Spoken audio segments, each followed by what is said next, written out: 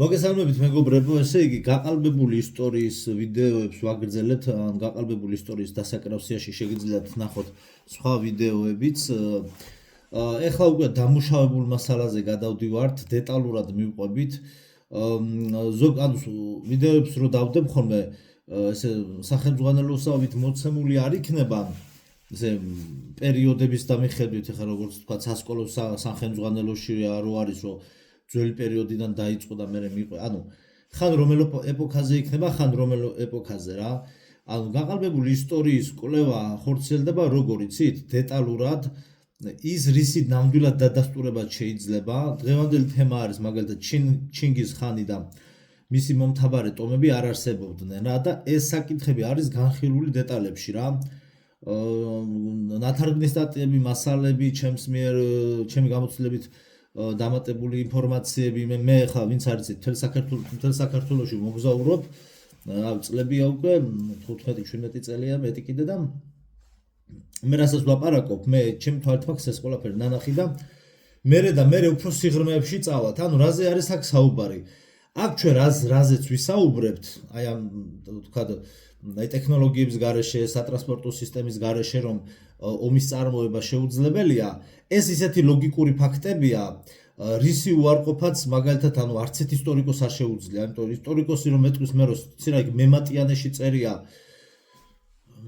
მემატიანე კი წერს კაცო მაგრამ სატრანსპორტო სისტემის გარეშე შენ ცხენზე 30 ტონა ანუ ცხენს 30 ტონა სიმძიმეს ხო ვერ დაუდებ ეს ხო ელემენტარული ლოგიკა ანუ ელემენტარული აი ყოფიერების თემაა ხო აი ხო და როდესაც მეუბნები რომ ამდენ 1000-იანი არმია შემოდიოდა გადიოდა და ჰაერით იკვებებოდნენ არაფერი არ იღლებოდნენ არაფერი ეს უკვე არის ჩათვალეთ რა ვიცი რა მიყვები Warcraft-ის თამაში და ანუ სტრატეგიული თამაშების სცენარს მიყვები რაც არის ფანტაზია ხო ხვდებით ამიტომ ჩვენ კონკრეტულ რაზეც ვამბობთ რომ ეს არ არსებობდა იმას ვხსნით დეტალურად ვისაც უნდა გაიგებს ვისაც უნდა ნუ გაიგებს ნუ მიაყოლებთ ხოლმე რომ შენი ლოგიკით თუ მიუყვებით ისიც არ არსებობდა ესეც არ არსებობდა და რაღაცას მიამატებენ ხოლმე მე თვითონ მივამატებ დროთა განმავლობაში რაც შეეხება ჩვენ მეფეებს წინასწარ გეტყვით რომ ჩვენი მეფეები უფრო ჩვენ რაც ყვავდნენ მეფეები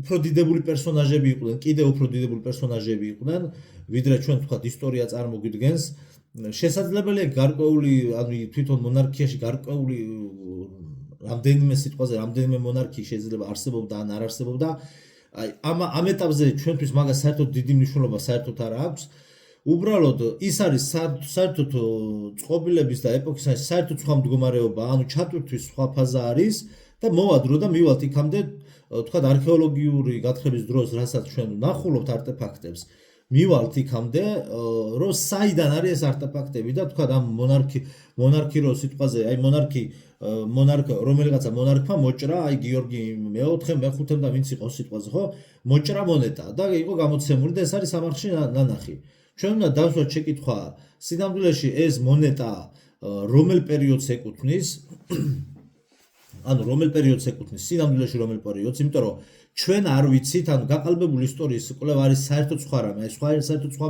მოდელია ჩვენ არ ვიცით ქრისტეს შობის შემდგომ აი ქრისტეს შობის შემდგომ რამდენი წელია გასული რეალურად ჩვენ ეს არ ვიცით იმიტომ რომ მე ესე იგი მე-19 საუკუნის დასაწყისში მოხდა ცივილიზაციური ჩატვირთვა ჩვენთან მე-18 საუკუნეში სადღაც მე-17 საუკუნის ბოლოს იყო ატომური ომი მე-17 საუკუნის ბოლოს იყო ატომური ომი და ეს დადასტურებული ფაქტია თვითონ აი დედამიწის ხმელეთსაც ეტყობა და სხვათა შორის რო არ დამავიწყდეს აფრიკაში აღმოაჩინეს სადღაც მთებში და კლდეებში აი საუკუნეების წინანდელი ატომური რეაქტორები ანუ ატომური რეაქტორები აღმოაჩინეს ეს უკვე მთლიანად ისტორიას ანუ აყირავებს რა ახლა იქ ინდოეთში რო ერთი კლდისგან გამოკვეთილი სასწავლო ნამუშევარი ტაძრები რო არის ბუდისტური ახლა იმებზე აღარ ვლაპარაკობ ხო ამიტომ ჩვენ თქვა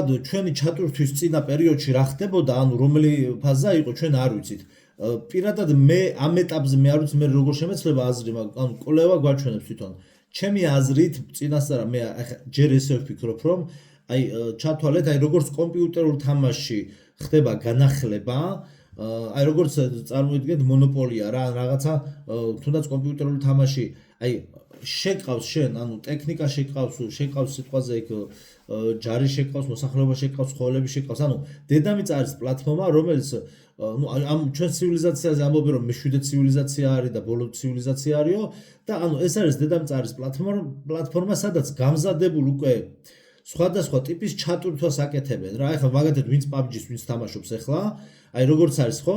ანუ თვითონ რამდენიმე ტური იქ რაც არის, ესე იგი ერთი ძირითადი საბაზისო ტურია და იმ ტურზე ხდება განახლება და სხვადასხვა ტრანსფორმერების განახლება იყო, მე რობოტებზე ეს ამას ახლა მთელი მსოფლიო თამაშობს რა და ეხლა არის რაღაცა ჰარი პოტერის თუ რომ ჰელოუინის აი გასაბერი ბუშტები და რაღაცა სახალისო ესე ვთქვათ დეტალები შეაქვთ, იმიტომ რომ ახალგაზრდებმა ესე ვთქვათ ისე უნდა გაერთონ. მაგრამ პლატფორმა ერთია, ძირითადი ტურებია, მაგრამ იქ შემდგომ ხდება ან მატარებლის ლიანდაგების დაშენება, ან სხვადასხვა ტიპის ჩატვირთვები. მე მაგას ვფიქრობ, რომ თუკი სიტყვაზე, ანუ ეს მეტალი სიტყვაზე რომ მოჭრა მეფემ, მონარქმა მოჭრა სიტყვაზე, მონარქმა მოჭრა რაღაცა პერიოდის წინ, ეს და აღმოჩენილია სამარხში, ხო? ანუ ტყეებშიც უპოვიათ, ხო? ეს მეტალს, ანუ ფიზიკურად მონარქიის პერიოდებში მეტალს ვერავინ ვერ მოიპოვებდა, ანუ ფაბრიკა ქარხნების და საწარმო ქარხნების გარეშე რა. თან ეს საწარმო ქარხნები ერთიანად ყველა ერთად თუ არა გაქვს ვერ მოიპოვებ. მაშინ გამოდის რომ ესე იგი როგორც ეხლა ჩვენ, აი მაგათაც ჩვენ როგორც ეხლა ჩიპებს, აი ჩიპი რაც არის, ჩიპი რა, ჩიპი და დედაპლატა და ეს პროცესორები რაც არის, აი ტელეფონის და კომპიუტერების პროცესორები და დრონებში რა ჩიპები და პროცესორები ჩადის, ხო? გვეუბნებიან რომ რაღაცა ეხლა ვიდეოებს ვაზიარებ ხოლმე, ერთ-ერთი კომპანია მარტო ის აკეთებს, ამზადებს ამ ჩიპებსო. და ვითომ ეს ადამიანის გამოგონილია და ვიდეოში არის CGI კომპიუტერული, ანუ CGI გრაფიკით არის ნაჩვენები, ისეთი დონის ტექნოლოგიებია, ასე ჰაერში მოდის რაღაცა მეტალის გამდნარი წვეთი, იქ რაღაცა სხივებს ესვრის, ანუ დედასფიცავა რა, არ ვიცი რა, ეგეთი ფანტასტიკურ ფილმებში კი არ გვინახავს ჩვენ. და ამას ჩვენ გვიმტკიცებენ, რომ ეს არის ადამიანის გამოგონილი, რაც არის გამორიცხული, აი შეუძლებელია, აი გეუბნებით შეუძლებელია რა. ადამიანს მაგის კი არა, უბრალოდ მეტალი როგორ იპოვოს მიწაში და საერთოდ მიწაში თუ მეტალი იქნებოდა როდისმე, მაგას გონებაში თავში არც არასოდეს არ მოვიდოდა. თუ ეს იქ ენუქის ციკში რო ამბობენ რომ დემონებმა მიცეს მეტალის წარმოება, აი არ ვიცით ვინ რა მოგცა, დემონები იყვნენ თუ რეპტილოიდები, მაგრამ ანუ ან ღმერთმა უნდა მოგცეს ეს სოდნა, ან არ ვიცი ან ხილვა კონდეს, მოკლედ ხო ხვდებით. სხვანაირად ესე უბრალოდ ადამიანი ცხოვრობს და თუ მეტეს ქვის ხანიდან წამოვიდეს და ჩიპის წარმოებამდე მოვიდეს, ეს არის გამორიცხული.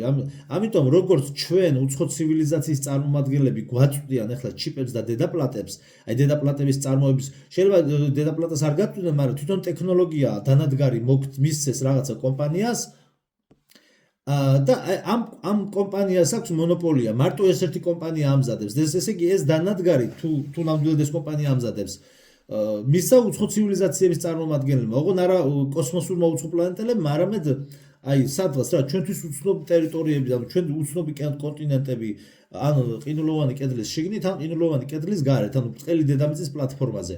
ჩვენთვის ვინც აკონტროლებენ ამ ესე ვთქვათ ამ ტერარიუმს და იმას რა ქვია დედამიწას როგორც ინკუბატორის სივრცეს რა. ხო და როგორც ჩვენ მოგცეს, გამოდის რომ მაშინ მეტალის გარკვეულ სპილენძის და იმის ახლა მაგათ მუზეუმებში რაც არის მეფეების დროინდელი და ანუ დიდართა სამკაულები, ხო, ამაზე უბრალოდ სამწუხარო რომ მუზეუმებში ვიდეოებს არ მაღებინებენ რა.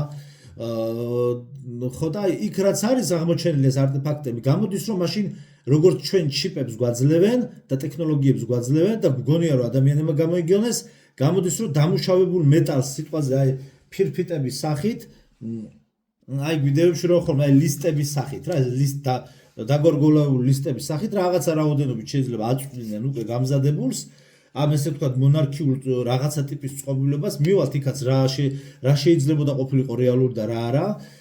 ანუ ამ მეტალს ესე იგი ამ გამზადებულს აბძლებდნენ პირდაპირ და მე იქ რაღაცა სამჭედლოებში პატარა რამდენიმე 1000 წელს ეხლა რაღაცა სტამპოკიას დაარტყავდნენ და გააკეთებდნენ. ანუ ჯერ ვარაუდების დონეზე ვართ, მაგრამ ყოველ შემთხვევაში ფიზიკურად არ უნდა ჰქონოდათ. ანუ აი თამაშებს რატო შევადარე, რომ როდესაც ანუ სიტყვაზე კომპიუტერული თამაში ხდება, ესე იგი ჩატვირთვის ფაზა, იქ კონკრეტულ ესე ვთქვათ აქსესუარებს და რეკვიზიტებს სათამაშოს განახლებული თამაშის ვერსია გაძლევს რა. ანალოგიური არის სავარაუდოდ ჩემი აზრით ამ ცივილიზაციურ ჩატვირთვებშიც რა. იყო სხვა ტიპის ცივილიზაციურ ჩატვირთვა, სადაც თუ მართლა არსებობდა თქვა ის რაღაცა ტიპის ჯაჭვის პერანგები და რაღაცა ჯავშნები, მისცეს შეიძლება გამზადებულიც დაჟე, შეიძლება მეტალს აწვდიან, იმიტომ რომ თავისით ანუ ისტორია რასაც გვიყვება რომ თავისით მოიპოვეს და თვითონ ესე ანუ ამ ლოგიკით არც ბერძნულ იმპერიას და არც რომის იმპერიას არ უარსებია. ერთადერთი რაც ნამდვილად იყო ეს იყო ქრისტეს დაბადება და ქრისტეს ცხოვრება და საეკლესიო ლიტერატურა რასაც განმოგვცემს და საეკლესიო ისტორია ეს ყველაფერი რეალურია. ზოგი შეიძლება მიწისქვეშა სამყაროში ვითარდებოდა, ზოგი მიწისქვეშებით ამ ცივილიზაციურ ჩატვირთვებთან ესე ვთქვათ crossover-ი გადაკვეთა ქონდა რა. ეგ ხარ როგორ იყო და არანაირად ყველაფერი ერთად ჩვენ არ ვიცით. ამიტომ რაც რეალურია, ეხა იმაზე ვისაუბრებთ მივყვებით და დღეს ვისაუბრებთ მომთაბარე ტომები რომ არ არსებობდნენ და ფიზიკურად ვერ იარსებებდნენ. აქ თან პლუს მე გეუბნებით, აი რასაც მე ხა აქ ვსაუბრობ, მე თვითონ აი კარვებში ცხოვრებაზე და ამაზე ვიდეოც მიდევს და მე თვითონ მაგს განცდილი რომელიც აძლევ არა რომ რამდენს ქაჩავს როგორ რანაირად და ყინვებში რეალურად შესაძლებელია თუ არა გადარჩენა და რამდენად რთულია.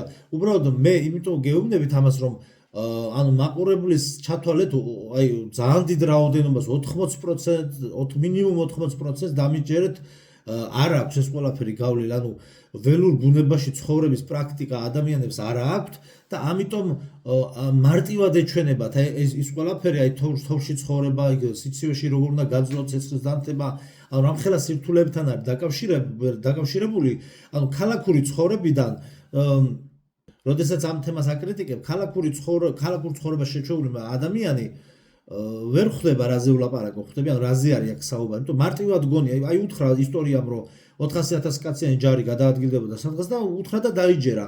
მან რომ ეს ბავშვობაში სიტყვაზე გინა 300,000-იანი არმია, ხო? გინა 20,000 კაციანი არმია. მან რომ ბავშვობაში ეს მიიღო ეს ინფორმაცია კრიტიკის გარეშე, თან ეს ამ ინფორმაციას სკოლაში, სპეციალურად სკოლაში გვაწვდენ, იმიტომ რომ ჩვენ მაგ დროს კრიტიკის და ესე ვთქვათ დასაბუთების მოთხოვნის საშუალება არ აქვს, მენტალური მდგომარეობა არ აქვს მაგის. იმიტომ რომ ჩვენ გონია რომ ჩვენ მასწავლებლები ჭკვიანები არიან. ანუ ეს მასწავლებლები არიან უბრალოდ დატრენინგებულები, ნასწავლები, დრესიროკა გავლილები უმაღლესებში და მთლიანად დესისტემა შექმნა იმათ რა ქვია როკფელერებმა, აქეთ ლენინმა ნაწილი, იქით როკფელერების ფონდმა ნაწილი, ესე იგი ინგლისის მონარქიამ და ასე შემდგომ რა ყველანაირად იყენებენ იმისთვის რომ ხალხი დაამონონ რა და ადამიანებს რო კითხვები არ გაუჩნდეთ. ამიტომ ჩვენ დეტალურად მივყვებით ვინ რას დაიჯერებს, ეგ თქვენი საქმეა. ეს არის ერთ-ერთი ხელსაწყო იმისათვის რომ ჩვენ გავიგოთ რეალური ისტორიის შესახებ. ჩვენ არ ვებრძვით ან საქართველოს ისტორიას ან რაღაცა სიწმინდებს პირიქით, ჩვენ გვინდა გამოვავლინოთ რა შეიძლებოდა ყოფილიყო რეალური და რა შეიძლებოდა ყოფილიყო გამოგონილი რა. ხო, რაც შეეხება კიდევ ერთხელ აღვნიშნე რომ საეკლესიო ისტორიას რაც შეეხება და საეკლესიო მთლიანად ან ნაწერებს და საეკლესიო კრებებს და ასე შემდგომ მერეც ვისაუბრებ ამაზე. ეგ არის საერთოდ სხვა რამე და მაგას ვერ გამოიგონებ. ეს ერთი მთლიანი ორგანიზმია და მაგას ნუ შეეხებით მეც არ ვეხები მაგას და უბრალოდ მაგას ნაწილობრივ ან გადაკვეთა რაც გვექნება აი მოგიყვებით მე თვითონ რა, მაგათაც რაზე ვარძიაზე რო იძახია რომ სამონასტრო ანსამბლიაო, ანუ სამონასტრო კომპლექსიაო ვიკიპედიაში წერია რა, რა სისულელია, რა შუაში ეს იმის გამო რომ ორი ტაძარია და სამი ტაძარია შეგნით კლდეში ნაკვეთი სამონასტრო ტაძარის კი არ არის, მიწისქვეშა ქალაქია. ანუ სამონასტრო კომპლექსი რა ვინც მოაფიქრდა ამის დაწერა რის საფუძველზე და აი დაყრდნობ რაზე დაყრდნობით იძახიან. არა და ეს მთა ვარძიის მთა რო არ ჩამოშლილიყო, არ ვიცი მიწის რომ ჩამოანგრია თუ ჩამოშალა რელიეფს თუ დააკვირდებით, ანუ მთელი მთა არის ჩამოშლილი და შეიძლება 5 მაგდენი ნაწილი არის ჩამოშლილი და ეგ მთა რო არ ჩამოშლილიყო, წარმოიდგინეთ, ეგ მთა რო არ ჩამოშლილიყო და მე სიტყვაზე მივსულიყავი და მაგ მთაზე დამდგარიყავი და იცი რა, მიწისქვეშ ჩასასვლელია და აშკარად მიწისქვეშა დიდი ქალაქიაო, ესო სულელი არისო, გამოვიდოდნენ ეგ ვითომ მეცნიერები მერე და იტყოდნენ ესო კონსპირაციულ თეორიებს ეწევაო. ეხლა ჩამონგრეულია ფაქტი სახეზია და ვეღარაფერს ვერ და სამონასტრო კომპლექსიაო. იქ გიდიყვებოდა ერთ-ერთ ვიდეოში გიდიყვებოდა რომ ესე იგი იმ თიხების მილები რო არის, რა ქვია, თიხებისგან და რაღაცა აგურის რაღაც მასალისგან თიხის მილები რო არის, მოკლედ რა, წყლის გაყვანილობის ძველი სისტემა, მაგით შემოდიოდა წყალიო და მოკლედ რაც არის მანდ წყლის მომარაგების სისტემაო ვარძიაშიო, მიწისქვეშა ქალაქშიო, რაც არის მიწისქვეშა ამ სივრცეებში, იმდენი იყო რომ 50000 კაცს ეყოფოდაო, ანუ 50000 კაციანი ქალაქი იყო რა და მე უცებ თავისი აზრი მიამატა რომ კაცო 50000 კი ეყოფოდა, მაგრამ 50000 კაცი სად იყო და ვისაც საიდან იქნებოდა 50000 კაციო. ეს უკვე არის მათი დამატებული აზრები, რაც ქვია, რაც ქვია სად იყო. შენ რო გონია რომ არ იყო, რაც ქვია არ იყო.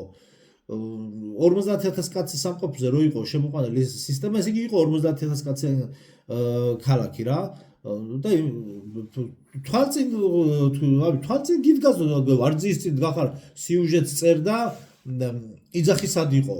ანუ ამიტომ ამას ამ ყველაფერს ჭირდება დეტალური განხილვა, რომ თვალები აეხილოს ძალიან ბევრს და სხვათა შორის ვარძიის გარშემო და სამცხე ჯავახეთში ძალიან ბევრი მე არ მეგონა იქ TikTok-ზე სიუჟეტებში ამოვარდა რაღაცები სიუჟეტები იყო.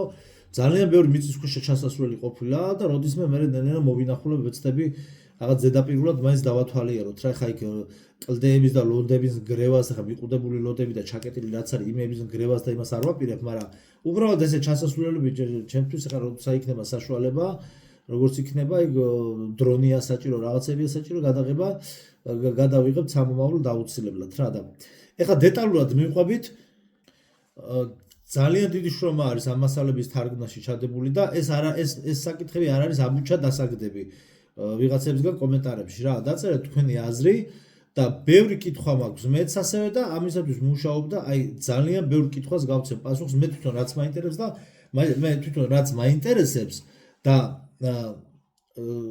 გაგიზიარებთ ეტაპობრივად და ესე იგი აქ ეხლა მე რასაც წავიკითხავ ეს არის აი ეხლა მე რასაც წაგიკითხავთ ეს არის აქსიომა რა, ის სხვანაირად ფიზიკურად ვერ იქნებოდა.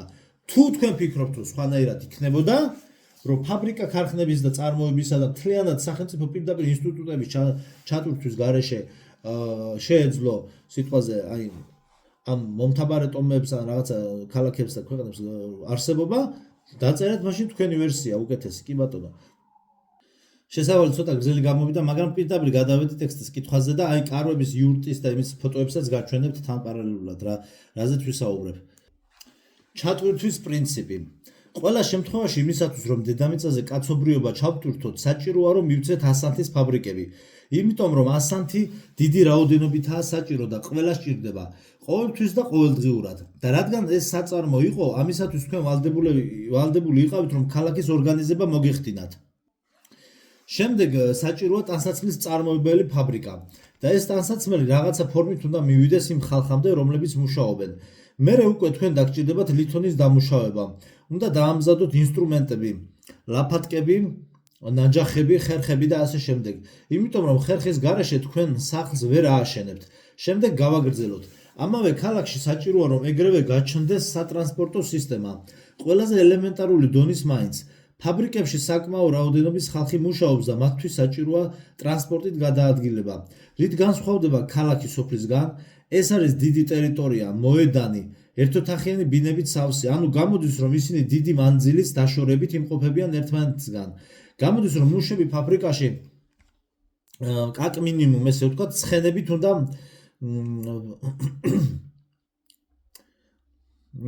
უნდა მიიყვანოთ. ურემი კი უნდა ფუნქციონირებდეს პაჩებნიკებზე. საკისრები ქვია მე მგონი პაჩებნიკებზე. ურმის ბორბალი სხვა შემთხვევაში ტვირთს ვერ გადაიტანს, ანუ გამოდის რომ შენ უკვე უნდა გქონდეს პაჩებნიკების ცეხი და ასევე გჭირდება ფეხსაცმელების ფაბრიკა. იმიტომ რომ მთელი ეს ზღაპრები დათბილული ბათინკებისა და ძველებური დაწნული რაღაც ქოშების შესახებ უბრალოდ აბსურდია. აი სადეთ აიღეთ ეს ნაკსოვი ფეხსაცმელები და ამით უბრალოდ მხოლოდ ერთი დღე იარეთ. მიაღწევთ გზამდე, ეს ხომ ბალახისგანაა დამზადებული. სრულად დაიშლება, შეუძლებელია მსგავსი რამით ყოველდღიურად გადაადგილება. ამიტომაც ფეხსაცმელების ფაბრიკა აუცილებელია, რათა ადამიანს პირდაპირ ეგრევე ჰქონდეს ფეხსაცმელი. ნათელია, რომ პირველი ფეხსაცმელი ადამიანს არ დაუმზადებია. ის გააკეთა სხვა ცივილიზაციის წარმომადგენელმა, ანუ ამ უცხოს უნდა ეჩვენებინა თუ როგორ გამოიყურება ფეხსაცმელი და როგორ უნდა მოხდეს ფაბრიკაში მისი დამზადება და შემდგომ მოხდეს ადამიანზე მისი დამზადების პროცესის სწავლება. აი სპეციალურად მაგ ჩაცმული ხა ეს გახლავთ ამერიკული საწვიმარი Amazon-დან გამოწერილი. აი ეს ფირმა არის ძალიან კარგი მოსახერხებელია და მცირედ წვიმას აკავებს. ეხლა წარმოიდგინეთ ამის გარეშე. და რა ტექნოლოგიები უმაღლესი ხარისხია. შემდეგ საჭირო იყო დაფების მწარმოებელი ფაბრიკა. ანუ გამოდის რომ უკვე საჭიროა ელექტროენერგია, რომ პრიმიტიულმა ხერხის დაზგამ იმუშაოს და ეს თქვენ უკვე უნდათ გედგათ ცეხში. თუ კი ჭერი არ გექნებათ, თქვენ სახლს ფიზიკურად ვერ გაათბობთ. ეს არის ის მინიმუმი, რათა კაცობრიობას დაეწყო ცხოვრება. საჭირო იქნებოდა აუცილებლად, რომ ადამიანებისთვის ესწავლებინათ საჭმლის მოხარშვა. მთელი ამ უნარების სწავლება იყო აუცილებელი. თესლეულის დათესვა მოყვანა და მისგან შემდგომ ფქვილის დამზადება. ამ ყველაფრის სწავლება იყო საჭირო.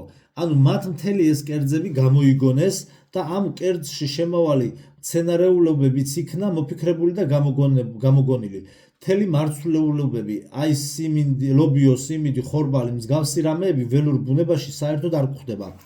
თქვენ არ შეგიძლიათ რომ გახვიდეთ ბუნებაში, აიღოთ ნებისმიერი მცენარე და დაიწყოთ მისი ჭამა, აი ჭინჭარი და მსგავსი რამეები. აუცილებელია ამ ქალაქში ჩადგათ ასევე ქაღალდის ფაბრიკა. იმიტომ რომ თქვენ ვერ შეძლებთ კაცობრიობის განვითარებას, თუ კი მათ არ დაუწერთ დამწერლობას. ანუ საჭირო იყო რომ ჩაგესახლებინა ხალხი უკვე გამზადებულ სახელმწიფოში და მათი თავდაპირველი შრომის ორგანიზება მოგეხდინა. ანუ ცივილიზაციური ეგრევე ჩატვირთვა უნდა ყოფილიყო თავისი მასალებით ყველაფრით რა, სხვანაირად გამორიცხულია.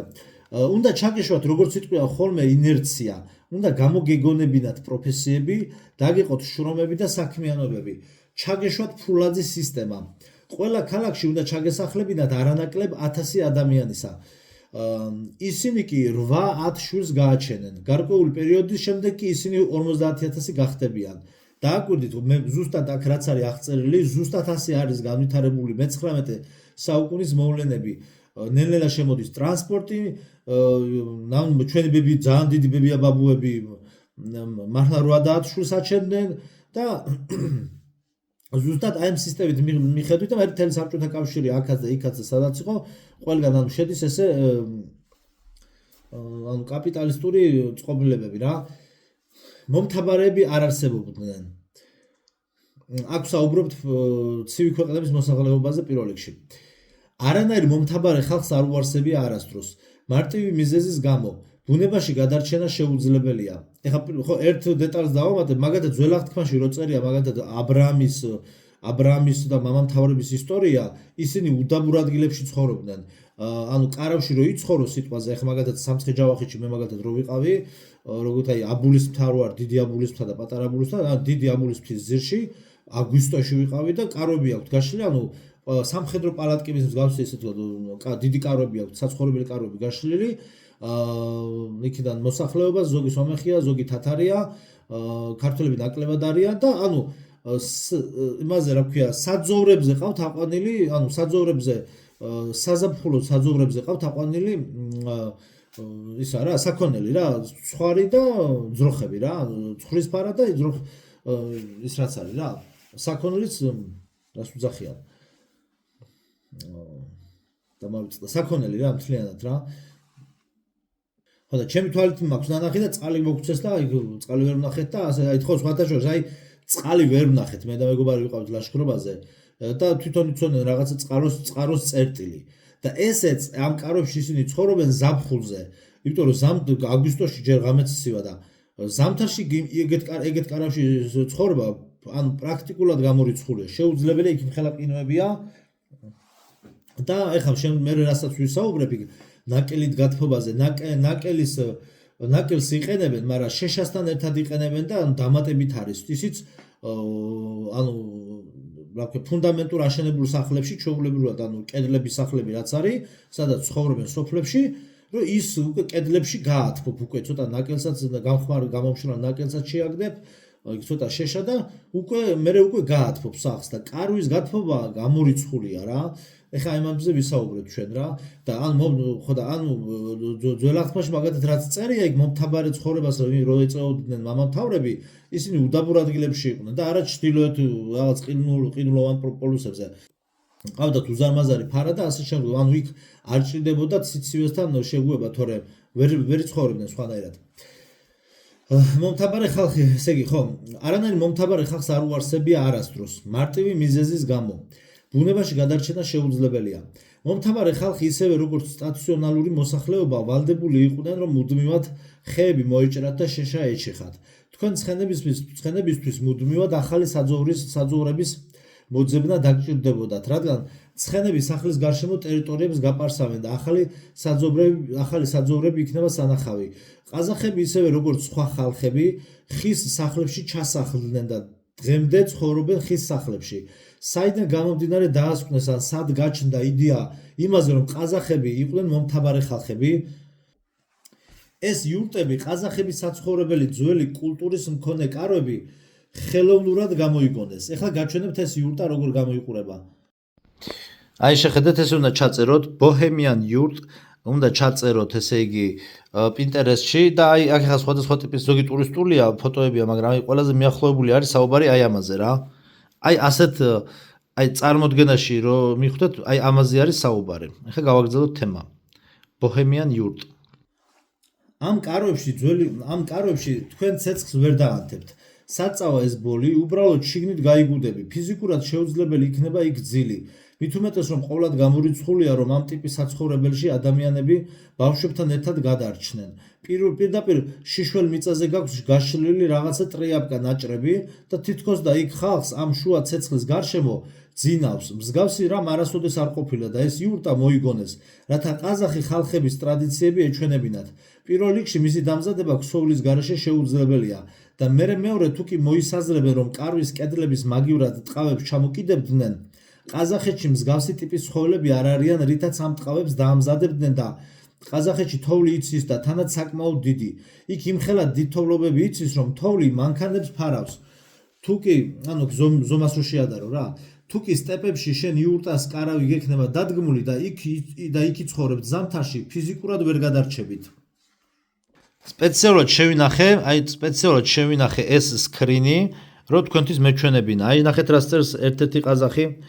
მე როგორც ყაზახიო ნამდვილად ვიცი იურტაო ეს არის როგორც საზაფხულო это как летная палатка ეს არის როგორც საზაფხულო კარავი მხოლოდ ზაფხულში შეიძლება სტეპებში ცხოვრებაო რა მარტო ზაფხულშიო для пастбища скота зимой нереально там жить მაგრამ ზამთარში ვერ იცხოვრებო რა ამაზე არის საუბარი თვითონ ყაზახიც ახლა რა თქმა უნდა სხვადასხვა აზრები არის იქ ზოგი უარყოფს ზოგი ადასტურებს მაგრამ ერთ-ერთი პირდაპირ წერს აი ამას რა ანუ ამ იდეის ავტორებს ეთანხმებიან. არანაირი ნიშნები არ არსებობს იმისა, რომ მომთაბარე ტომები არსებობდნენ როდისმე. მთელი ეს ხალხები ისეთივე სახლებსა და ბინებში ცხოვრობენ, როგორც დანარჩენები. სტეპებში რომელი ქვა უნდა მოძებნოთ, რითაც ცეცხლს დაანთებდით, არადა ცეცხლის დაანთება საჭიროა. მუდმივად და დღეში რამდენჯერმე. მათ ჭირდებათ მეტალის მოპოვება. ხელსაწყოების დამზადება, ანუ ყოველ სოფელს უნდა მოეძებნა და ნიჩბების გარეშე ხელებით წყარო ამოეთხარა. ყველა სოფელს საკუთარი წყარო უნდა ჰქონდეს. ყინვაში კი ნედლი შეშა რომ ნაპერწკლები დაანთო ძალიან დიდხანს მოგიწევს ჯოხების ხახუნი. ძველი მეთოდი როგორც არის ცეცხლის დანთების, მით უმეტეს რომ ქაღალდის გარეშე. აი ასანთი კი ძალიან სერიოზული ტექნოლოგიაა. იქ არის გარკვეული მარილი, ასევე გოგირდი, ნაპერწკლის ასაალებელი, არის წებო რომელიც ამ ყველაფერს ერთმანეთთან აწებებს. უნდა დაიჭრას ცოტაოდენი ჩალასავით ასანთის ჩხირებისთვის და საბოლოო ჯამში ეს გახლავთ მაღალტექნოლოგიური გამოგონება და პროდუქტი, რომლის კაპიტალიზმის გარეშე წარმოება შეუძლებელია. თან ეს მომთაბარე ტომები მუდმივად მდინარესთან ახლოს და მის ნაპირებთან უნდა ყოფილიყვნენ განთავსებულები. იმიტომ რომ ბუნებაში არ არსებობს არანაირი უნარი იმისა, რომ რაიმემ თავისით მოიტანოს და დადგას წყალი. თქვენ ამ დროს ისევ არა გაქვთ ურემი, იმიტომ რომ პაჩებნიკი, ანუ იგივე ქართულად თქვია საკისრები მე მგონი, მაგრამ პაჩებნიკებს ხმარობ რომ მარტივად მიხვდეთ რა. იმიტომ რომ პაჩებნიკები არის წარმოება. თქვენ ამის გამო ამ იურტუს გადატანაც კი არ შეგიძლიათ. ხელით ვერ გადაიტანთ და მას დაშლილ მდგომარეობაშიც კი მძიმე წონა აქვს. საბოლოოდ გამოდის რომ მუდმივად ხეებს უნდა ჭრიდეთ და შეშას შეხავდეთ. მეტალის ნაჯახისა და ხერხის გარეშე. მუდმივად მდინარესთან უნდა იმყოფებოდეთ და შესაბამისად ეს სტაციონალური ცხოვრების წესი გამოდის. ამიტომაც არანაირი ჩინგისხანები და მათი მომთაბარეები ფიზიკურად არ არსებობდნენ და ვერც იარსებებდნენ, რადგან ელემენტარული საბაზისო მოთხოვნების კრიტიკას ვერ უძლებს ამ ყველაფრის განხილვა და გაშიფრვა.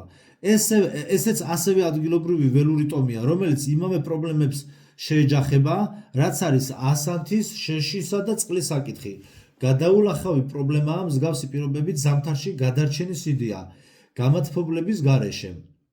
აი სხვათა შორის თბილისის გარშემო ვინც ცხოვრობთ, აი გირჩევთ მაგალითად ადით კოჯორში ზამთარში. რამე ნებისმიერი კარავი აიტანეთ და გაშალეთ და სცადეთ, აბა 2 საათი უბრალოდ თუ გაჩერდებით. ცეცხლს კიდე შიგნი ვერ დაანთებ.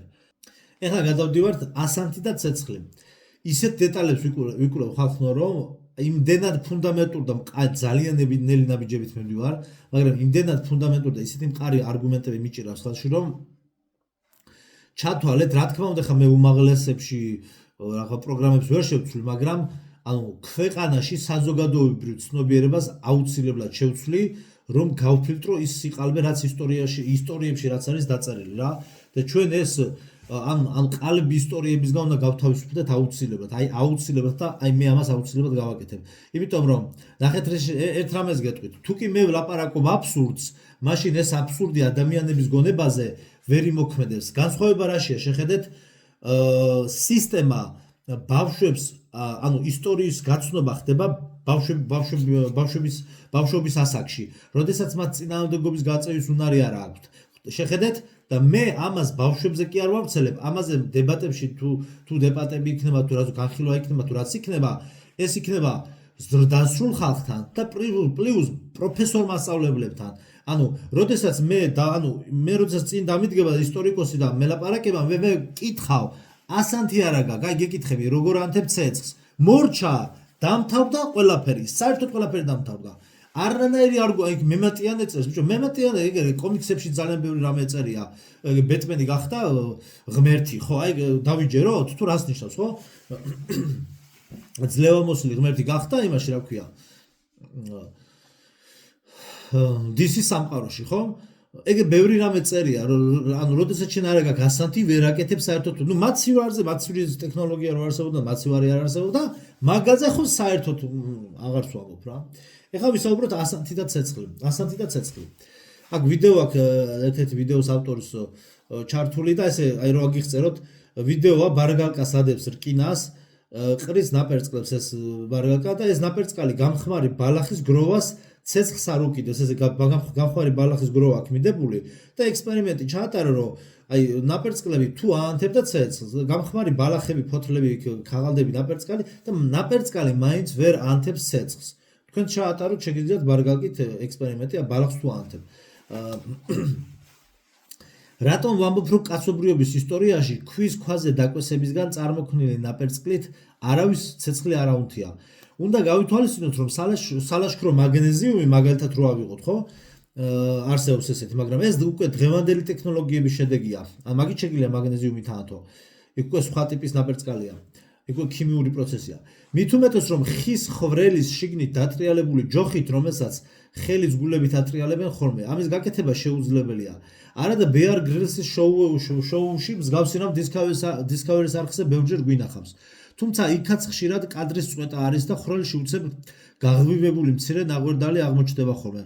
და მე ანთებს ცეცხლს, თუ კი ვინმეს გამოგსვლიათ ხის ჯოხებით ცეცხლის ანთება, დააკომენტარეთ. ეხლა ზუსტად გუშინ ლაივში TikTok-ზე გავიხსენე ეგ ამბავი.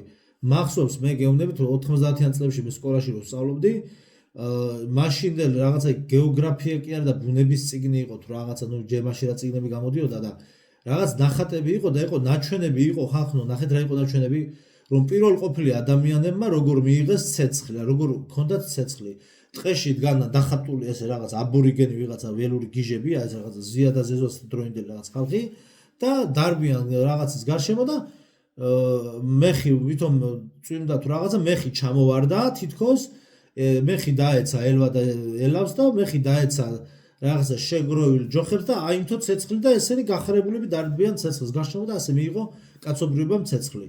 აი წარმოგიდგენიათ რა დონის დაცინვა არის და ამას გველაპარაკება ჩვენ მეცნიერების სახელით. ეს არ არის, ეს არის ფსევდომეცნიერება, ასეთ სისულელეს რო გეტყვის, წარმოგიდგენთ დაჟე ელვა და მეხიც კი არ ვიცით ჩვენ საიდან წარმოიქმნება და ეგეც კი არ არის ბუნებრივი პროცესის შედეგი. იმიტომ რომ ნაპერწკალი გახლავთ მეტალის მეტალზე ხახუნისგან გამოწვეული მაღალი ტემპერატურის სინათლის სხივი. იშვიათ შემთხვევებში კი ქვაზე გახახუნებით. ნაპერწკალი ალი არ არის. ალი შეგვიძლია მხოლოდ სამი გზით მივიღოთ. ეს შეიძლება ასანთის ანთებით მივიღოთ, როცა ხდება გოგირდსა და ფოსფორს შორის ხახუნი. ამ დროს წარმოიშვება ძალიან მაღალი ტემპერატურა, რომელიც გოგირდს აცხელებს და ის ინთება. ეს გახლავთ ქიმიური პროცესი. ნაპერწკლის მიღება მეტალის მეტალთან კონტაქტი და აი მერე კი ნაპერწკლების წარმოქმნა, ეს უკვე ფიზიკური პროცესია. მხოლოდ ხელოვნური ჩარევით, იმისათვის რომ გაზი ავანთოთ, ისიც მხოლოდ ხელოვნური ჩარევით. იმისათვის რომ გაზი ავანთოთ, ეს ნაპერწკალი საკმარისია. გაზი ეს გახლავთ მაღალი კონცენტრირებული, ცხელი აირისებრი ნარევი და ნაპერწკლის ასანთებად საკმარისია. ასევე ნაპერწკლის დახმარებით ნავთისა და ბენზინის ანთებაცაა შესაძლებელი, იმიტომ რომ ესენიც მაღალ კონცენტრირებული ცხელი სითხეა. აი ხე კი ცხელ მასალას არ წარმოადგენს. ასე სპეციალურად ცეცხლისთვის განკუთვნილი რაიმე ხის ჯიშიც არ არსებობს. წვიმის დროს ხის ბოჭკოები ნადგურდება და წარმოიქმნება წვის დროს ხის ბოჭკოები ნადგურდება და წარმოიქმნება ალი. ალი კი ქიმიური რეაქციის შედეგია. ნაპერწკლის გაკვირვით ხეზე ცეცხლის ანთება შეუძლებელია, იმიტომ რომ ნაპერწკალს არ გააჩნია მაღალი ტემპერატურა იმისთვის, რომ ხის ბოჭკოების განადგურებისთვის ეყოს ქაღალდში, ჩალაში ან ფოთლებში. ამიტომაც იმისათვის, რომ ბოჭკოების განადგურება დაიწყოს, ანუ მერქანს ან კიდევ ქაღალდს რომ ცეცხლი გააუჩნდეს, ანუ აალდეს, საჭიროა რომ პირდაპირ გამზადებული ალი მიიტანო ამ მასალასთან და ეს აალებაც და ბოჭკოების განადგურებაც ყისიერად არ ხდება, თავიდან რაღაც დრო ჭირდება. იმისათვის რომ ქაღალდი ან ფოთოლი უკვე გამზადებული ალის შიგნით იმყოფებოდეს. ამიტომაც კაცობრიობას ცეცხლის მიღება მხოლოდ სამი საშუალებით შეეძლო: ნავთობის ან გაზის აალებით და ან კიდევ ჩვეულებრივი ასანთით. ამიტომაც ვამბობ, რომ ეს ყველაფერი ერთი დიდი ტყუილია და არანაირი მომთაბარეები ვერ იარსებებდნენ. ვერანაირი ფრანგული და ინგლისური მეფეები, არანაირი რომისა და ბერძნული იმპერიები არ არსებობდა, რადგან ცეცხლის ანთება ასანთის გარეშე შეუძლებელია. ასანთი კი კაპიტალიზმის პერიოდში წარმოიშვა, მე-19 საუკუნის ბოლოს და ასანთის გამოჩენასთან ერთად მოხდა ცივილიზაციის ჩატვირთვა დედამიწაზე. შემდგომ ვიდეოს ბოლოში არის ესე ბარგალკის ვიდეოში დრელის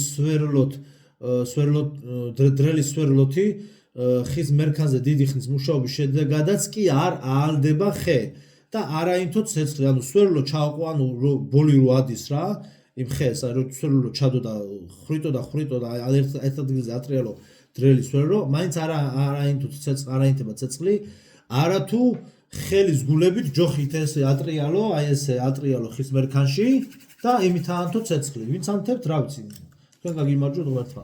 დრელი ვერ აკეთებს მაგას და ჩინგის ხანი და მისი მომთაბარე ტომები არ არსებობდნენ. ეხლა განვიხილოთ ჩინგის ხანი. ახლა რაზე არის საუბარი? რა კავშირში არის ისტორიასთან ზოგადად ასანთი? და თვითონ ან დეტალებში ჩაიშლება ეს. ჩინგის ხანი, თემურლენგი, აღამად ხანი, შაჰ-აბასები, ესენი არავინ არ არსებობდა და მსგავსი არანაირი შემოსევები არ ყოფილა. ეხლა ჩინგის ხანზე რასაც წავიკითხავთ, იგივე შაბლონი ერგება, აი ამ ალექსანდრე მაკედონელი, ჩინგის ხანი და რა ნებისმიერ დამპყრობელს შეგიძლიათ მოარგოთ ეს მოდელი. აი ტექსტი, სახელი და გვარ ეს რა ქვია, ანუ დამპყრობლის სახელი შეცვალეთ, დანარჩენი ტექსტი იგივე, ანუ ცალ-ცალკე აღარ მოვყვები რა. ჩინგის ხანი, შაჰ-აბასი, თემურლენგი, აი ყველანი ერთად და 8-ჯერ შემოიჭრა თემურლენგი და ჩინგის ხანი, ესე იგი ჩინეთიდან მოყოლებული ევრაზიამდე მთელ აზიის კონტინენტს კაცი აკონტროლებდა იმით ერთი ცხენით დარბოდა წინ და უკან, ხო? ესე იგი არ დამავიწყოს გუნში ლაივში ერთმა დამიწერა ისეთი მაგარი რაღაცა დაწერა რაღაცა საუბრობდი რა იქ რამდენი კილომეტრია თბილისიდან შატილამდე მეთქი ანუ შატილის მოწყვეტილი მხარე იყო რაღაც შატილის თემას განვიხილავდი და მე მეთქი აი შატილიდან რო წამოხვიდე მეთქი ცხენით აი წინა პერიოდებში თქო რა აი წინა საუკუნეებში ჯერ თბილისში რატო უნდა ჩამოსულიყო ადამიანი თქო და თქვა წამოვიდა თბილისში თქო ხო გავითვალისწინოთ რომ შატილში აი ნახეთ როგორ რამეა აი ბარემ აქ ვთქვათ შატილში ეხლა რა გზაც ადის თბილისიდან რომ მიდიხარ რა შატილი ერთთან უკვე ჩრდილოეთ აი რუსეთისკენ და იგი ჩრდილოეთ საზღვართან ახლოა რა ესე ჩავარდნილი ხეობა არის ხო და 2012 წელს ვიყავი შატილი არდოტ ის რა ქვია ანატოლის აკლდამები და ეს არდოტი და ეს მუცო ხო და ესე იგი ნახეთ როგორ ის არის ეხლა რა გზაც არის ოღონდ ეხლა არ ვიცი ამ წუთას შეიძლება ასფალტი ან ბეტონი ან რაღაცა დააგეს მაგრამ მე ვამბობ აი უბრალოდ ჯიპის გზა რო იყო რა ეგ გზაც კი ერთ-ერთ ახალგაზრდას ეწერა Facebook-ზე რომ ბაბუაჩემა გაჭრაო ტრაქტორით ანუ ეს გზაც კი არ იყო ესე იგი ეს არის საბჭოთა კავშირის დროს ტრაქტორით ტიპმა აიღო თავის თავზე რომ და გაჭრა აი წარმოიდგინეთ შატილიც კი რამხელაზე მოწყვეტილი იყო და კითხვა ვსვავდი რომ Google-ში შევედი აი ფეხით დავიანგარიშო რომ ფეხით რო წამოხვიდე ნუ სადღაც დღენახევარი 2 დღე დაგჭირდება ფეხით რო წამოხვიდე შატილიდან იქამდე რა ქვია თბილისამდე რო ჩამოხვიდე და იქიდან გადავიანგარიშ თუ 2 დღეზე თუ 2 დღე თუ რაღაცა და ცხენით რო გადავიანგარიშეთ ეგრე 1 დღე დღენახევარი გამოდიოდა რა სუტკა რა სადღაც ხო და ერთმა ბიჭმა დამიკომენტარა ძალიან მაგარი რამე რომ 30-40 კილომეტრის მერეო აი ცხენზე ჯირითიო გინა ნელასიარული გინა ჯირითიო 30-40 კილომეტრის შემდგომო ლაჯები აი ლაჯები ხო იცით რა არის ლაჯები ქტკივა ადამიანსო რა და ვეღარ აგრძელებ ცხენით გადაადგილებასო 30 და 40 კილომეტრზე ხახო საუბარი და დამპყრობლები 1000-ობით კილომეტრს გადიოდნენ მე გადავებით ხო აქედან ესე იგი თბილისიდან ევროპაში რო ჩავფრინდებით ხოლმე 3 საათიან გზავრობაზე იქავართ უკვე დაღლილებით თქვენ რას მეუბნებით თან გზაში კიდე გვაჭმევენ და გვასმევენ რას ლაპარაკობთ ეხლა უყურეთ ჩინგის ხანს არასდროს არ უარსებია და არ უარსებია გამოგონებული იქნა იმიტომ რომ მისი არსებობის არანაირი დამამტკიცებელი საბუთი არ არსებობს მას არსად არ შეეძლო სადმე რომ რაიმე დაეწერა საკუთარ თავზე მით უმეტეს რომ მოეყოლა თუ როგორი ცოლები ქალიშვილები და ნათესავები ყავდა პირველ რიგში ისევ მეტალის მოპოვებას უნდა შევეხოთ მონღოლელი თათრები რომლებიც თითქოს და მომთაბარეები იყვნენ მათ არ შეეძლოთ რომ კარიერები ამოეთხარათ და მეტალი მოეპოვებინათ მერე გადაედნოთ და ხმლები დაემზადებინათ შეუძლებელია რომ მათ განესაზღვრათ სად იქნებოდა რკინა სანამ გავიგებთ კითხვას რომ როდესაც თქვენ ლოგიკური კითხვა გიჩნდებათ რომ აბა ეს ხმლები საიდან მუზეუმებში ეს ისაიდან და ესაიდან ეს კითხვა დავაპაუზოთ და მომავალში გავცემთ ამას პასუხს გააძლევთ პირობას რომ მომავალში გავცემთ ამას პასუხს აუცილებლად უბრალოდ თვითონ ვერ მოიპოვებდნენ ამ მასალას გამორიცხული აი გავაგრძელოთ ახლა ეს კითხვა დავაპაუზოთ ცოტა ხნით 1-2 წლით მოიპოვებდნენ მე გადაედოთ და ხმლები დაემზადებინათ შეუძლებელია რომ მათ განესაზღვრათ სად იქნებოდა რკინა მადანი ან სპილენძი ელემენტარულად მათ ფეხსაცმელები არ ჰქონდათ რომ მიწაზე ევლოთ მათ არ ჰქონდათ გზები ორიენტირების საშუალება არ იყო და რადგანაც ორიენტირება არ შეეძლოთ ამიტომ დამპყრობლურ ლაშქრობებში მათ ჯგუფურად ერთად უნდა ევლოთ თუ კი ის 30000 ჯარისკაცს წაიყვანდა და 1000 კილომეტრს გაივლიდა იმისათვის რომ იმავე ვოლგის რაიონში მიეღწიათ მათ უნდა ევლოთ ჯგუფურად და ყოველდღიურად დაერწყულებინათ ცხენები ეს პროცედურა კი წარმოუდგენლად ხანგრძლივია წარმოიდგინეთ ეს აი ხო ვისაც ცხენები გყავთ სოფელში კარგად მიხვდებით წარმოიდგინეთ ეს 1000-ობით ცხენის ჩაყოფილი თავი მდინარეში ან ტბაში რომლებიც წყალს სვავენ როგორც წესი მდინარის მიმდებარე მთელი ტერიტორია ხეებით არის დაფარული და ეს შრომის ძალიან ღრმა დაყოფაა 30000 ცხენის მდინარეებზე დარწყულება რამხელა მასშტაბებზე გაიშლებოდა აბა წარმოიდგინეთ რაც შეეხება მეტალს ასეთ დროს პირველები დიდი შრომით მოიპოვებენ მეტალს მეორეები ამუშავებენ მესამეები ხმლებს ჭედავენ მეოთხეები ტანსაცმელს ამზადებენ მეხუთე კატეგორია ხეებს ამუშავებენ და დარჩენილი მოსახლეობა გაუგებარი გზებით თელ ამ დანარჩენ ხალხს კვებავს ანუ ეს გახლავთ სრულფასოვანი საზოგადოება რომელსაც თან უზარმაზარი ჯარი ჰყავს რომელიც ყოველდღიურად უნდა კვებო 30000 კაცი ანუ თუ კი თქვენ მეტალს მოიპოვებთ, მონეტებს ბეჭდავთ და თქვენი საზოგადოება ამით ვითარდება. ასევე ჩინგისხანის დროს ჯარისკაცების დაქირავება შეუძლებელი იქნებოდა. მომთაბარე ტომები დიდ ტერიტორიებზე ცხოვრობდნენ და ჩინგისხანს დაჭირდებოდა, რომ მთელი ეს ტერიტორიები გაევლო და დაერწმუნებინა ჯარისკაცები, რომ მის არმიაში ემსახურათ. მაგრამ ამ დროს თქვენ არა გაქვთ ქაღალდი და ამიტომ ჯარის გაწვევებს თქვენ ვერ დაარიგებდით და ცალ-ცალკე კარდაკარ ხომ ვერ ივლიდა 10,000-ობით ჯარისკაცთან, ვერ ივლიდა, რადგან ამ დროს სახელმწიფო არ არის შემდგარი და ამიტომაც იგი ვერ მოახერხებდა ორიენტირებას თუ ამ ტომებში სად რომელი მიმართულებით ევლოდა გადაადგილებულიყო. რადგან არ იცოდა ვინ სად ცხოვრობდა და აღრიცხვიანობა და საერთოდ არაფერი არ არსებობდა. ქუჩების დაყოფა, ნუმერაცია, ხო ხვდებით? არაფერი არ იყო. სახელმწიფო ინსტიტუტების არარსებობის შემთხვევაში ეს შეუძლებელია. კომუნიკაციის არანაირი წყარო არ იყო. ერთადერთი რაღაც ვსაუბრობდი, რომ რაღაც პოსტალიონი მტრედები, რომელსაც შუაგზაში მიმინო შეჭავს და მორჩა. ახლა პოსტალიონი მტრედით მაქსიმუმ აი შეყვარებულს MSG-ო ესე რა, რაღაცა სადღაც ერთი სოფლიდან მეორე სოფლიდან. დანარჩენი შენ იმპერიები მართო მტრედების იმედზე, ეგ ახლა სისულელეა.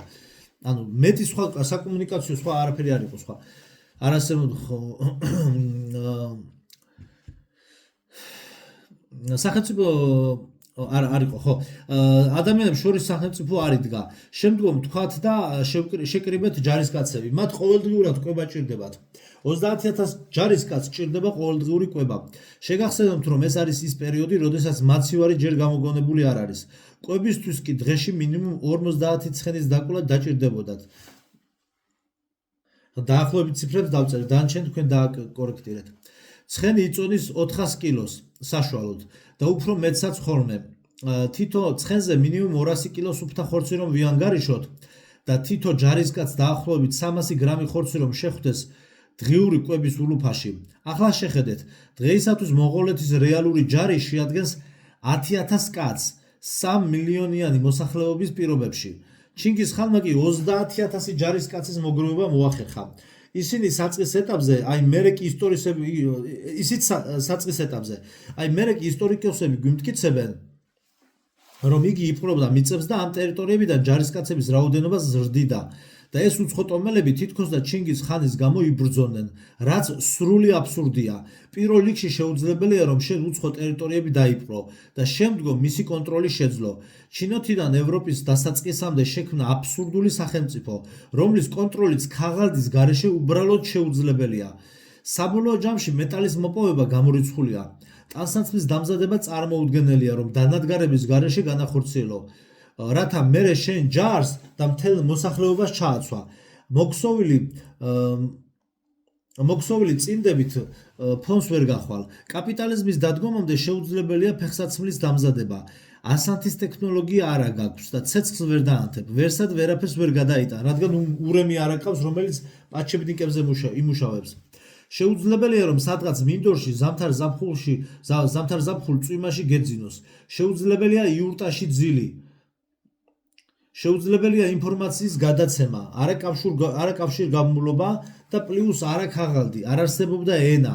და ასეთ პირობებში იბადება ჩინგისხანის პერსონაჟი. მთელი კონსტრუქცია გახლავთ აბსურდული და ზემოთ ჩამოთვლილ საკითხებზე ვერცერთი ისტორიკოსი ვერ გაგცემთ პასუხებს. ასე რომ ჩინგისხანს არ უარსებია, მხოლოდ გამოგონილ ისტორიებშია იგი აღწერილი და ის ადამიანს არ მოუგონია. არამედ უცხო ცივილიზაციების წარმომადგენლების მიერ ხელოვნური ინტელექტით ან მსგავსი ტექნოლოგიებით მოხდა მსოფლიო ისტორიის უდიდესი ნაწილის გამოგონება, რათა თანამედროვე კაცობრიობა დაებნიათ.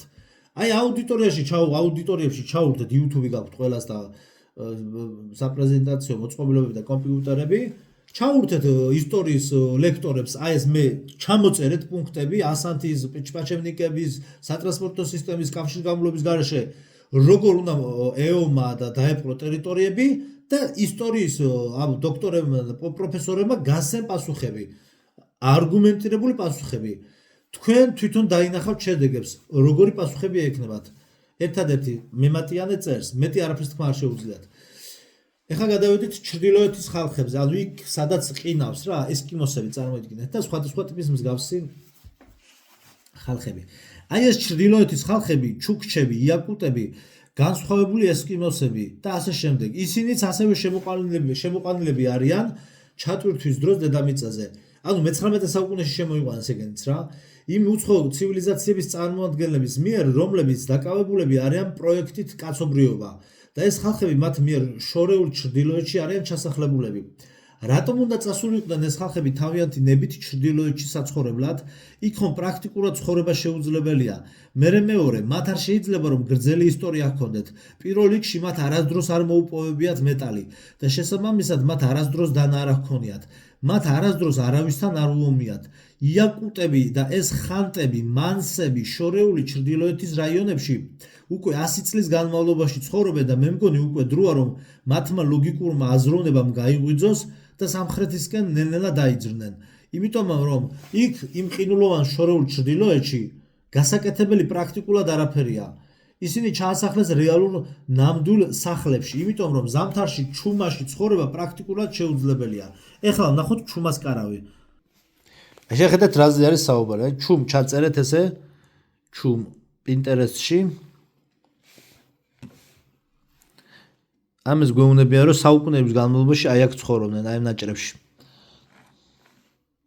იმიტომ იყო ბავშვობაში თუ ეს ესკიმოსებს რაღაცებს მუთუნებს რაღაც აბსურდებს რო გვაჩვენებენ. აი ყინულებში რო ცხოვრობენ. წარმოგიდგენიათ ყინულებში აი რაღაცა დისნეის და იმის ანიმაციებში იყო ყინულებში ახლა და განხილულია მთელი მოფიქრებული. ეხლა იმ ძაღლებზე ყველაფერზე ვისაუბრებთ. ახეთ. აქ ცხოვრება არის გამორიცხული. აი გავაგრძელოთ. ამ კარვის გათბობა შეუძლებელია. იქ საერთოდ შეშაც კი არ არის. ასანთის გარეშე იქ ცხოვრება შეუძლებელია. აქ გულისხმობთ წინა საუკუნეებს და ახლაც. ასანთი კი მხოლოდ კაპიტალისტებისგან შეიძლება რომ მიეღოთ, რომლებიც უფრო სამხრეთით ცხოვრობდნენ და ამისათვის ამ ჩრდილოელ ხალხებს სამხრეთით გადანაცვლება დაჭირდებოდათ და თუ კი გადაინაცვლებდნენ, მაშინ სამხრეთშივე დარჩებოდნენ საცხოვრებლად. მათ არანაირი ფორმით არაფრის გაკეთება არ შეეძლოთ. ელემენტარულად რითი უნდა ეტარებინათ წყალი, იქიდან გამომდინარე რომ არ ჰქონდათ მეტალი, ამიტომაც მათ არ ჰქონდათ ნაჯახები. უკიდურესი ჩრდილოეთის პირობებში აქ ამ კარავი ჩუმის გათბობა შეუძლებელი იქნებოდა. იქ საერთოდ წარმოუდგენელია ცეცხლის დანთება. ამ კარავს ვერაფრით ვერ ექნება ხვრელი ზემოთ. მულტფილმებში კი აჩვენება რომ ბოლი ზუსტად ამ ზედახრელიდან ამოდის. არადა ბოლი იქიდან ნამდვილად არ გამოვიდოდა. დასაწყისისთვის ცეცხლი ჯერ მთელ იურტას ან კიდევ ჩუმს მოიცავდა და გაბოლავდა შიდა სივრცეს და იქ უბრალოდ ადამიანი მოკვდება. ამ ჩუმს ჩრდილოელი ხალხები დღეისათვის იყენებენ შემდეგნაირად. ჯერ ელექტრონულ ღუმელს ან რაიმე დენზე შესაერთებელ გამათბობელს დგამენ შიგნით და ასე თბებიან მერე იქ. იმიტომ რომ მათ აქვთ ბენზინის ძრავები, იგივე დვიჟოკები. შეუძლიათ ამოქო ქონ და დენის წყარო მიიღონ და ასე გათბდნენ. მაგრამ ეს იმას არ ნიშნავს რომ იურტაში, ჩუმში ან ნებისმიერ მსგავს კარავში შეგიძლიათ ცეცხლი დაანთო. ეს არ არის საცხოვრებლად გამოყოფილი ფართი რომ შიგნით გათბე. ეს საზაფხულო კარავია. ამიტომაც ყველა ვინც კი ლაპარაკობს რომ ჩუმის კარავი ჩვენ ნაკელით შეგვეძლო გაგვეთბო, თქვენ წარმოგიდგენიათ რამდენი ნაკელი უნდა შეაგროვო რომ ამით მერე ზამთარში გათბე. ის არ მოგცემს იმ ხელას სითბოს რომ კარვის შიდა სივრცე გაათბოს. სუნი იქნება უსაშინელესი, მაგრამ თელ ამ ხალხებს საკუთარი საცხოვრებელი ბინები აქვთ და იქ ცხოვრობენ. ასე რომ ჩუმაში მუდმივად ცხოვრება შეუძლებელია. მათ აქვთ თავიანთი კულტურა, მაგრამ იმისათვის რომ ისინი იქ გადარჩენილიყვნენ, მაშინ წინა საუკუნეებში მათთვის უნდა მიეცათ ნაჯახები, დანები და ასანთები. ამების თავისი გაკეთება მათ არ შეეძლოთ. არც ასანთი და ქიმია, არც ნაჯახი და არც მეტალი მათ არ ჰქონდათ. შესაბამისად არც დანა. ყველაფერი ეს მათ უკვე მზა ფორმით მიიღეს ჩასახლების დროს. მათ ასევე მისცეს ციგები, რომ მეტალი მათ არ ჰქონდათ და თავისით ისინი ციგებს ვერ დაამზადებდნენ და თან ასწავლეს ამ ციგებზე ძაღლების შემა და ასე გადაადგილება. სპეციალურად მათთვის გამოიყვანეს ძაღლის ჯიშები და კოლორიტულობის გამო ისინი ძაღლების დახმარებით დასრიალებენ ციგებით. ასევე ჩრდილოეთში ფიზიკურად გამორიცხულია ბანაობაზე საუბარი და გაუგებარია როგორ აკეთებენ ისინი ამას. ღუმელი თუ ექნებათ ამ შემთხვევაში კი ბატონო გააცხელებენ წყალს და იბანავებენ. შეიძლება აბანოების კი ჰქონდეთ ახლა, მაგრამ ის რომ იცხოვრო ჩუმაში, აი აქ უკვე ბანაობა პრაქტიკულად შეუძლებელია. იმიტომ რომ ყველაფერი თოვლითაა დაფარული და წყალსაც კი ვერ მოიპოვებ ელემენტარულად. ეხლა გადავდივართ ინდიელებზე. ინდიელები და მორჩა, ხო. აი მთელი ეს ისტორია რომ ვითომ ამერიკა აღმოაჩინეს ევროპელებმა მე და ინგლისელებმა მე 100 მილიონი ინდიელი ვითომ გაწყვიტეს ესეც წვილია არანაირი 100 მილიონი ინდიელი არ არსებობდა და არავინ არ გაუწყვიტავთ წარმოიდგინეთ ეხლა რამხელა მასალები და ფილმებია გადაღებული მაგრამ რამხელა მასალები არსებობს ამასთან დაკავშირებით და რამხელა წვილია და ამერიკას წინა ცივილიზაციაში განვითარებული ცივილიზაცია ყავდა 19 საუკუნემდე რომლის მეტროსადგურები დღეს რაც არის მეტროსადგურები უმეტესი მათგანი წინა ცივილიზაციებში აშენებული არანაირი ინდიელებს იქ არ ურბენიათ პირიქით ამერიკელებმა იქით აღმოაჩინეს ევროპა და არა პირიქით ინდიელებისთვის მოიფიქრეს ვიგვამი ეხლა შევხედოთ როგორია ვიგვამის კარავი ისევ პინტერეტში შეხვალთ ამას იმიტომ გაჩვენებთ რომ რა უცხო სიტყვებია და ეს ნათესავებისთვისაც კი შეუკვეთე საბავშვო კარვებია მაგის მსგავსი აი ძირითადი ვიგვამი როგორია მიცადეთ თუ არის საფო ძველი მოდელი ნახოთ ერთი წამით სათამაშოებია სულ აჰა ესენი აი ნახატები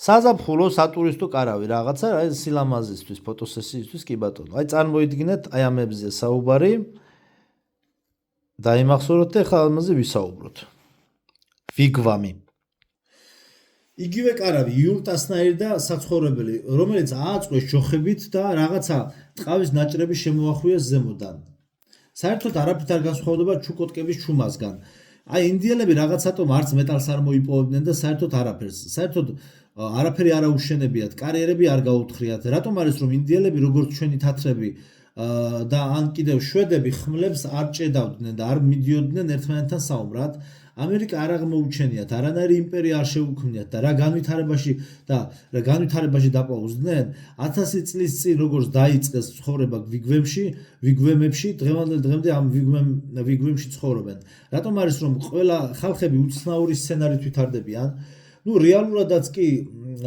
კი რატომ არ შეიძლება რომ ვიგვამში ცხოვრებოდეს პირველ რიგში შეზღუდული სივრცე და აქაც სხვა კარვების მსგავსად ცეცხლს ვერ დაანთებ ყინვაში შიგნით ვერ დაიძინებ ადამიანი ღორი კი არაა სადმე რომ შეძროს ყინვაში გამოიძინოს და ასე გაძლოს ჩვენ ადამიანებს არ შეგვიძლია ისე ვიცხოვროთ როგორც ცხოველები ცხოვრობენ და კვლავ მივადექით დანის პრობლემას ფიზიკურად გამორიცხულია დანის გარეშე ნადირობა მეტალის მოპოვების გარეშე კი ინდიელები დანას ვერ დაამზადებდნენ ლითიანთებდნენ ცეცხლს ხის ხახუნით ისინი ცეცხლს ვერ დაანთებდნენ ხის ჯოხის ბზრიალი ისეთი სიჩქარით რომ ხე გაწითლდეს აალდეს და ცეცხლი წარმოიქმნას შეუძლებელია ასეთი სიჩქარე ბუნებაში არ არსებობს ქვის ნაპერწკლისგან კი როგორც უკვე ზემოთ აღვნიშნეთ ვერ მივიღებთ ცეცხლს ქვა მცირე ნაპერწკალს იძლევა რაც ნებისმიერ გამხმარ ბალახზე ან რაიმეზე ასაალებლად საკმარის ტემპერატურას არ წარმოადგენს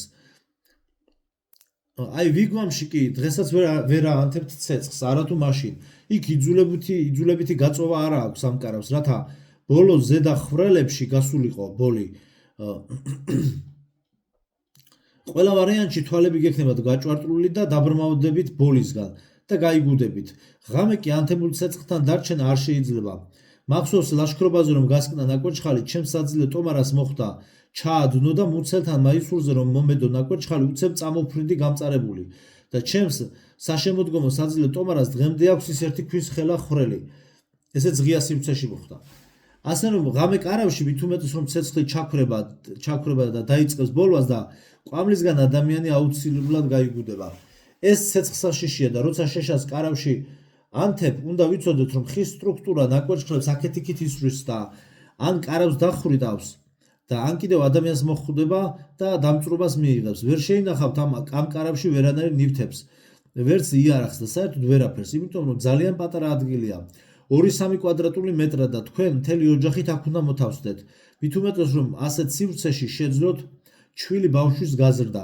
ინდიელებს არ შეეძლოთ რომ რაიმეთი ეტარებინათ ან შეენახათ წყალი ელემენტარული ჭურჭელი მაშინ არ არსებობდა ფეხსაცმლის გარეშე ვერ ივლიდნენ ცხოველებს ფეხში შველამ უნდა ზდიო ეს იმას არ ნიშნავს რომ ფეხებზე ტყავები ამოიკრათ ისე იაროთ შემდეგი კვლავ ტანსაცმელი ისევ დანადგარი რითი იმასებოდნენ ინდიელები ბალახებით და კაპიტალიზმის დადგომამდე ბალახებით დადიოდნენ ვიგვამში დაძინება ვერ მოხერხდება იქ წყალი ყველა წვიმიან ამინჩი შემოვა და იქნება სიცივე მერე იმ ზედა ხროლის დაკეტვა გახდება საჭირო ეს ვიგვამი არის კარავი და კარავში შესაძლებელია რომ ლაშქრობაზე წასულმა ტყეში ღამე გაათიო, იმიტომ რომ მცირე მონაკვეთით საპიკნიკედ და სასეირნოდ ხარ წასული. შეუძლებელი იქნებოდა ცხოველების მოკლა. რითი მოკლავდით თქვენ მას? ვეფხვები ან კიდევ ფოცხვერები, ისინი კბილებით კპენენ ცხოველებს და შემდეგ უმხორს ჭამენ. ადამიანმა კი ცხოველი უნდა დაჭრას, მერე გაატყაოს, გარეცხოს და ნაჭრებად დაანაწილოს და აი ამის შემდეგ შეწვას ცეცხლზე. ამიტომაც გნებავთ ცივი და გნებავთ ცეცხლსასროლი იარაღის გარეშე ნადირობა შეუძლებელია. მაშინ ცხოველს უნდა დაეწიო და თქვენ კი მას ვერასოდეს ვერ დაეწევით. და ბოლოს, ინდიელებიც ზუსტად ისევე და იმავე დროს იქნენ ჩამოსახლებულები გარკვეულ სახლებში, როგორც სხვა ვითომც და მომთაბარე ტომები. მათ მისცეს ნაჯახები, დანები, ასანთი და მთელი ამ აღჭურვილობით იქნენ ისინი ჩატურთულები. ასე რომ ამერიკის კოლონიზაციის დროს არანაირი 100 მილიონიანი ინდიელი არავის არ მოუკლავს და არც ამერიკა აღმოუჩენიათ. პირიქით, ეს ამერიკელებმა აღმოაჩინეს ევროპამ.